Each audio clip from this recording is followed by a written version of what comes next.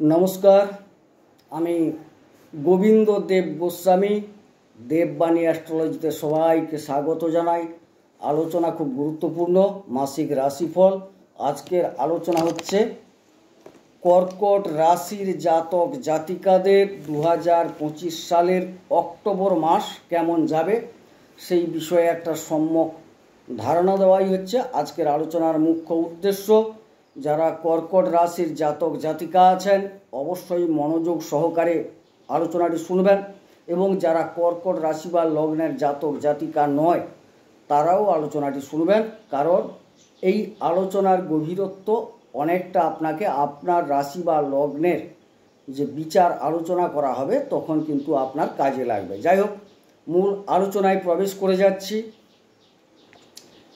এটি একটি কালপুরুষ চক্র। কালপুরুষ চক্রের চতুর্থ ঘর, অর্থাৎ যেখানে আমি 1 লিখে রেখেছি, এটি হচ্ছে কর্কট রাশি বা কর্কট লগ্নের ঘর।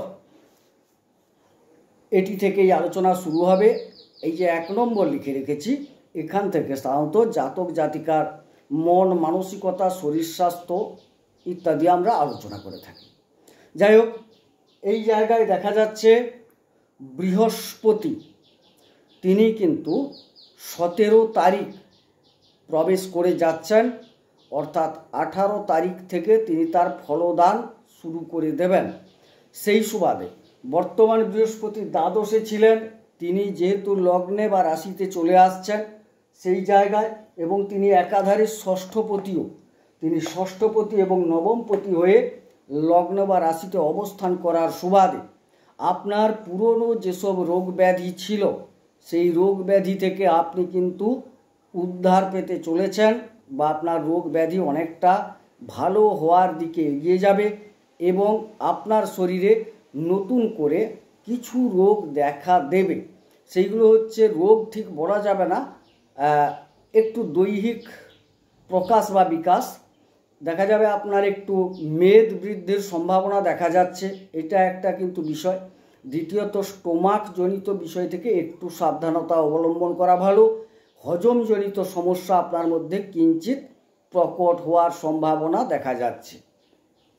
মানসিকতা ভালোই থাকবে, কারণ অন্যান্য গ্রহ সন্নিবেশ যা বলছে তাতে মানসিকতা আপনাদের যথেষ্ট ভালো থাকবে এই অক্টোবর মাস জুড়ে। যাই হোক, আমরা প্রথম ঘর রাশি বা লগ্ন অবস্থান ধরে আলোচনা করলাম। এবারে দ্বিতীয় ঘরে চলে আসি। দ্বিতীয় হচ্ছে সঞ্চয়, ব্যাংক ব্যালেন্স ইত্যাদি।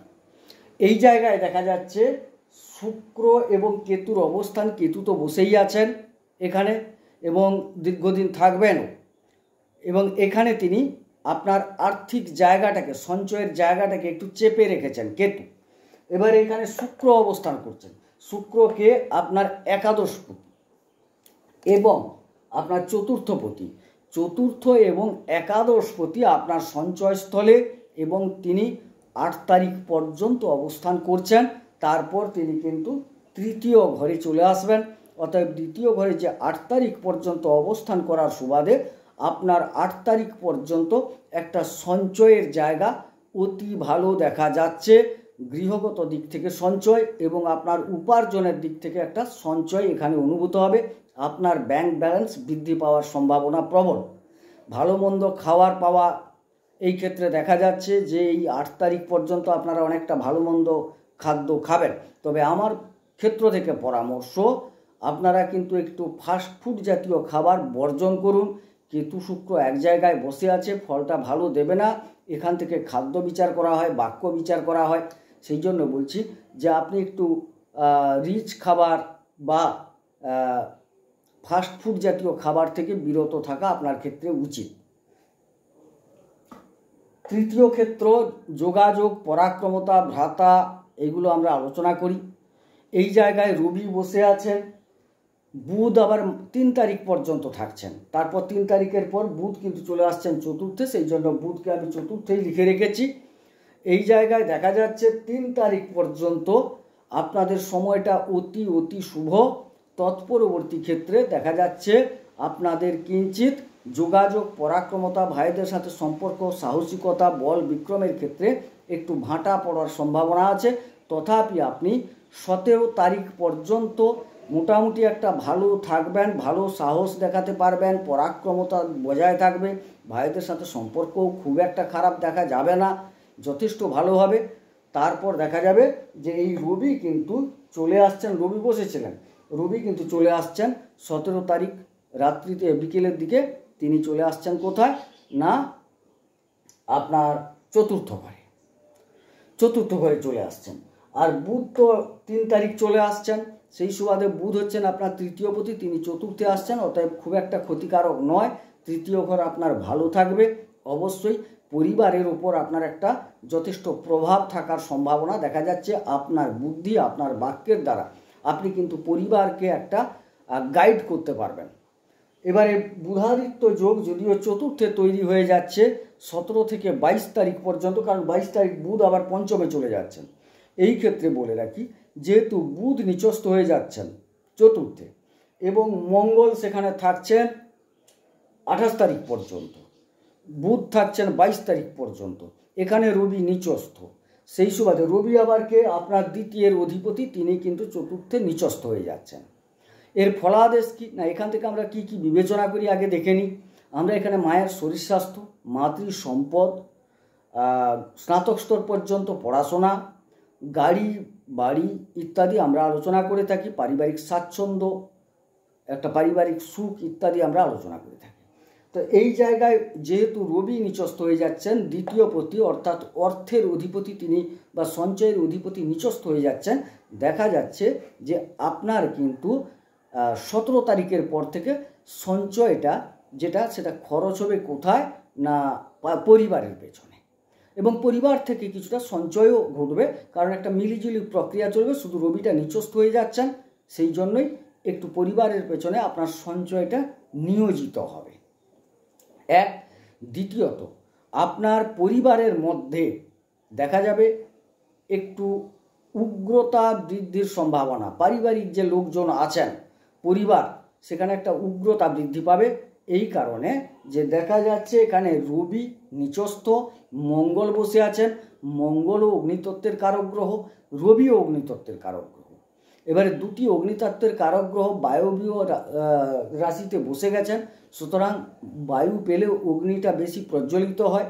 সেই ক্ষেত্রে আপনাদের যে একটা দেহের মধ্যে যে তেজ, জ্যোতি, ছটা, প্রভা ইত্যাদি ব্যাপারগুলো আছে সেইগুলো, এবং একটা রাগ, ক্রোধ, তেজ, জেদ এগুলো বাড়ার সম্ভাবনা, যা কিন্তু আপনার পরিবারে একটা প্রভাব বিস্তার করার সম্ভাবনা, যার ফলটা কিন্তু খুব একটা মধুর হবে না, কারণ এখানে রবি নিচস্থ। বিশেষ করে 27 তারিখে যেহেতু সন্ধ্যের পর যাচ্ছেন মঙ্গল, আপাতত 27, 28 তারিখ, 28 তারিখ পর্যন্ত ধরুন, 28 তারিখ পর্যন্ত আপনাকে রাগ ক্রোধ সম্বরণ করতে হবে। দ্বিতীয়ত দেখা যাচ্ছে এখানে রবি কিন্তু পুরো মাসটা বাকিটা থাকছেন নিচস্থ অবস্থায়।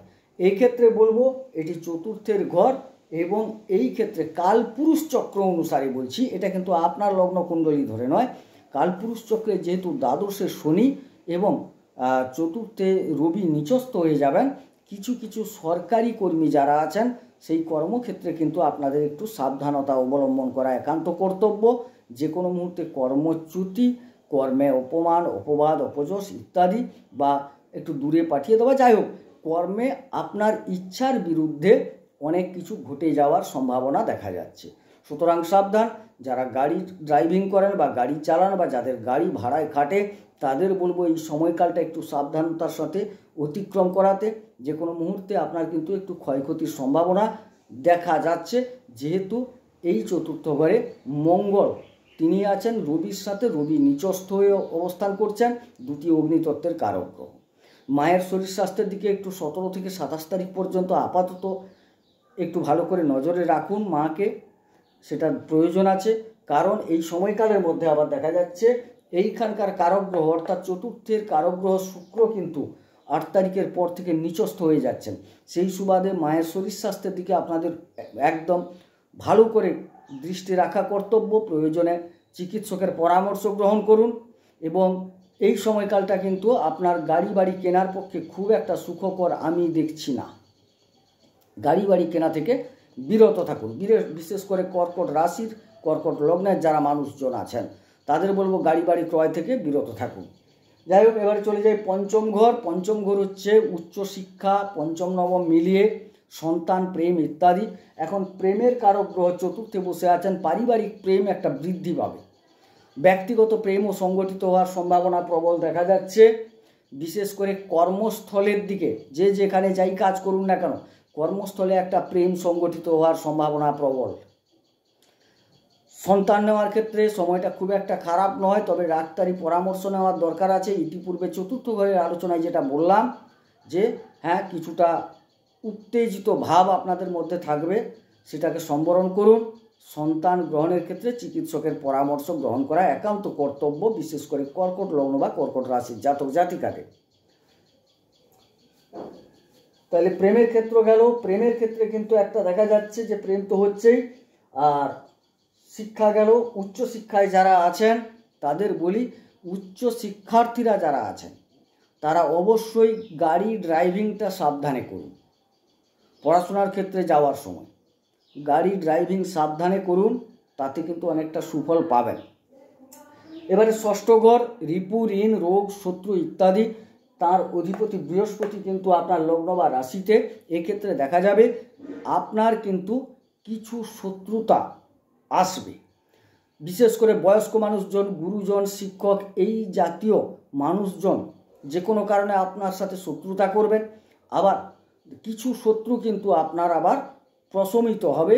সেই ক্ষেত্রে বৃহস্পতি যেহেতু তিনি বসে আছেন লগ্নে এবং তিনি ষষ্ঠপতি, তিনি কি করবেন, সাধারণত আপনার ক্ষতি করবেন না। সেই সুবাদে কিছু শত্রুতা প্রশমিত হবে, কিছু নতুন শত্রু তৈরি হবে। নতুন শত্রু যারা তৈরি হবে তারা হচ্ছে একটু বয়স্ক, গুরুজন, শিক্ষক প্রকৃতির মানুষজন, আর অন্যান্য শত্রুতা বেশ কিছুটা হ্রাস পাবে। আপনার মধ্যে মেদ, স্টোমাক, হজম সংক্রান্ত কিছু রোগের সম্ভাবনা দেখা যাবে ইতিমধ্যে।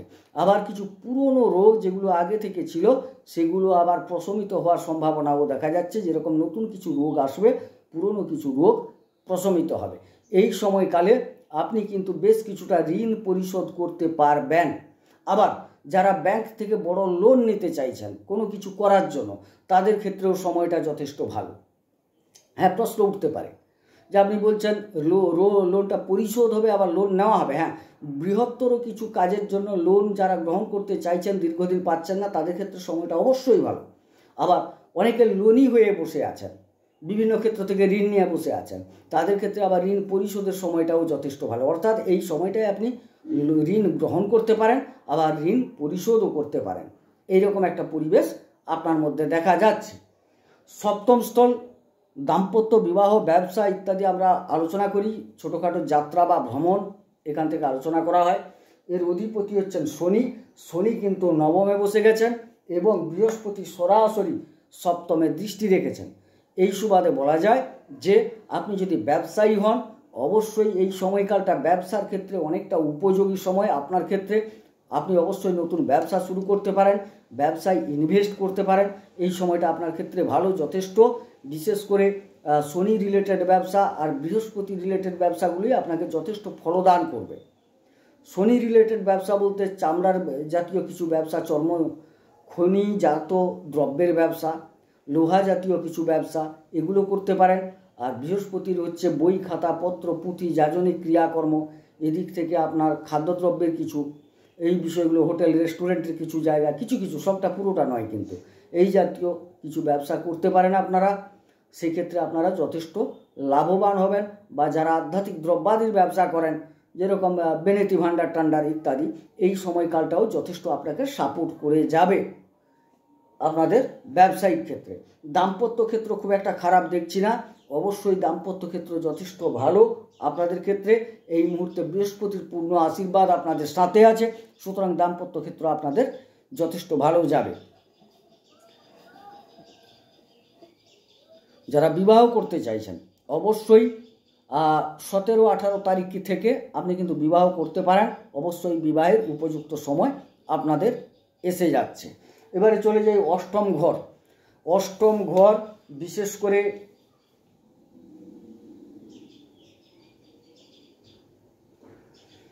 এখানে রাহু অবস্থান করে আছেন। অষ্টমে রাহু থাকার উদ্দেশ্য হচ্ছে আপনাকে একটু বিদেশ বা দূরবর্তী জায়গায় নিয়ে যেতে পারে বা যোগাযোগ ঘটাতে পারে। এবং যেহেতু অষ্টমপতি শনি নবমে বসে বক্র অবস্থায় অষ্টম ভাবের ফল দিচ্ছেন, আপনারা দূরবর্তী কোনো জায়গা থেকে লাভবান হওয়ার সম্ভাবনা, বিদেশ থেকে কিছু লাভবান হওয়ার সম্ভাবনা, অর্থাৎ বিদেশ রিলেটেড কিছু ব্যবসা করেন অনেকেই আছেন, বা কিছু এমন কর্ম করেন যেখান থেকে বিদেশের অর্থ আসে, তাদের ক্ষেত্রে সময়টা যথেষ্ট ভালো।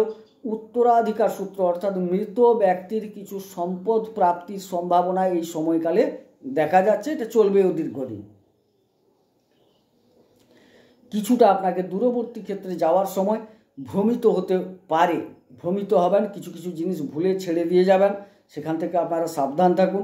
কিঞ্চিত মাথায় আঘাত লাগার যোগ দেখা যাচ্ছে, পেছনের দিকটা বিশেষ করে সাবধানতা অবলম্বন করুন। এই বিষয়গুলো সতর্ক থাকুন। অপমান অপদোষ কিছুটা দোষ প্রাপ্তির ঘটনা আপনাদের ঘটবে, কিন্তু সেইখান থেকেও আপনাদের একটু সাবধান থাকতে হবে। এবারে চলে যায় নবম ঘর। শনি বসে আছেন নবমে এবং তার অধিপতি কিন্তু আপনার ভাগ্যাধিপতি যিনি, তিনি বৃহস্পতি আপনার লগ্নে। সুতরাং দেখা যাচ্ছে ভাগ্য পরিপূর্ণরূপে আপনাকে সাথ দেবে।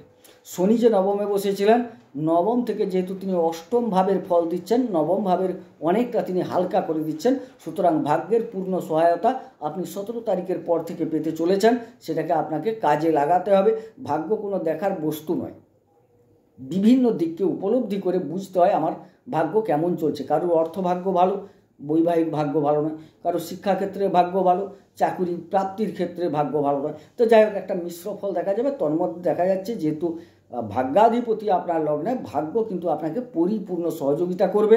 আপনার একটু ধর্মীয় অনুরাগ তৈরি হবে, বাড়িতে কিছু ধর্মীয় অনুষ্ঠান হওয়ার সম্ভাবনা, আপনি নিজেকে ধর্মীয় কাজে নিয়োজিত করবেন এই সময়কালে, এগুলো আপনার মধ্যে দেখা যাচ্ছে। আপনার মধ্যে একটা আলাদা প্রজ্ঞা তৈরি হয়ে যাবে এই সময়কালের মধ্যে। দেখবেন, আপনি নিজেই অনুভব করবেন আপনি যেন একটু আধ্যাত্মিকতার দিকে ঝুঁকে যাচ্ছেন ধীরে ধীরে। অবশ্যই আপনার জন্মকুণ্ডলিতে যদি বৃহস্পতি ভালো থাকে, এই জন্য বললাম।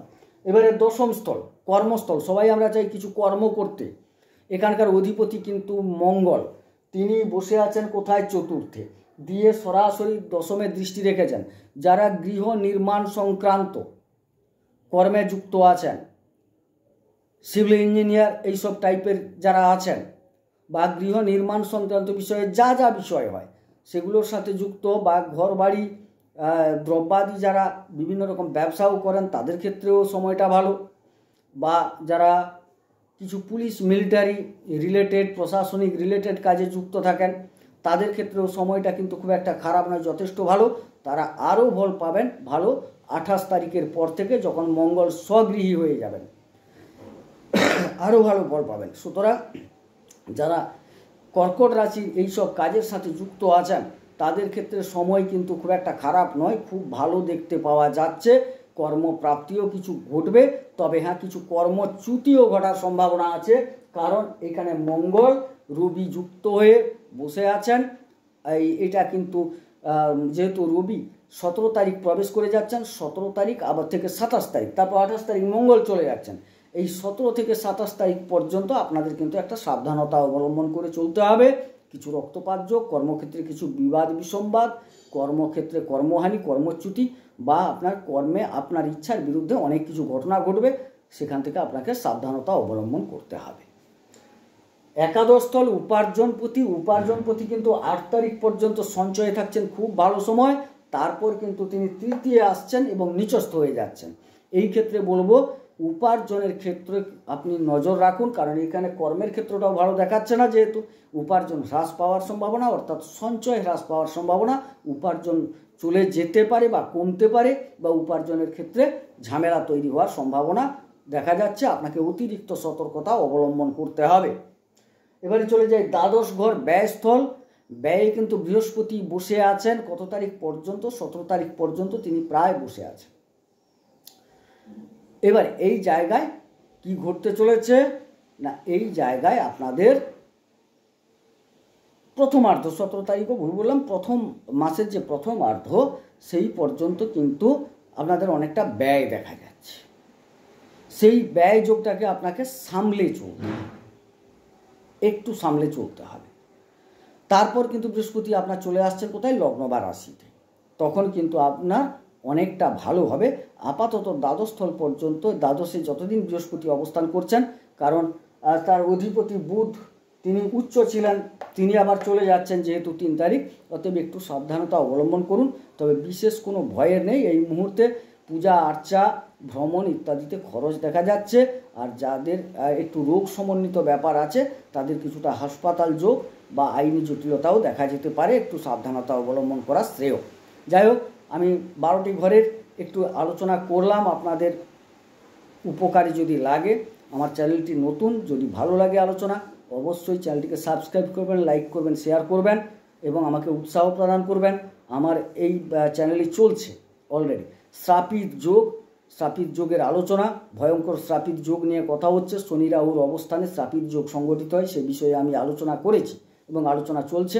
আপনারা পারলে চ্যানেলটিকে দেখে নেবেন বা এই ভিডিওগুলি দেখে নেবেন, আপনার প্রচুর উপকারে লাগবে। যাই হোক, সবাই সুস্থ থাকুন, সুন্দর থাকুন, ঈশ্বর সকলের মঙ্গল করুন, মঙ্গল হোক। নমস্কার।